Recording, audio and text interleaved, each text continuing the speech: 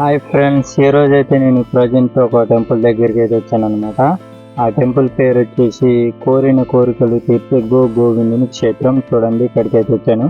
ఇక్కడికి చాలా మంది భక్తులు అయితే వస్తున్నారు. ఎందుకంటే 41 రోజుల్లో కోరిన కోరికలు తీరుతున్నాయనేసి భక్తులు అయితే చాలా మంది ఇక్కడికి వస్తున్నారు అన్నమాట. నేను కూడా ఈ రోజు ఇక్కడికి వచ్చాను.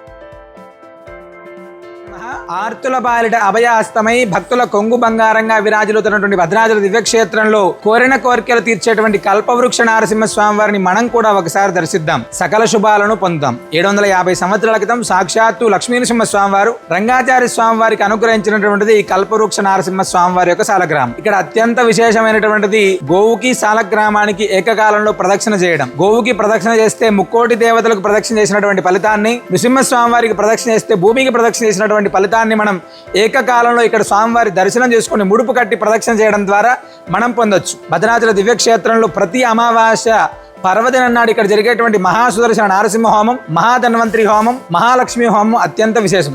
స్వామివారి సన్నిధిలో ముడుపు కట్టి ప్రదక్షిణ చేసినంత మాత్రం చేతనే సకల మనోభీష్టాలు నెరవేరుతాయి.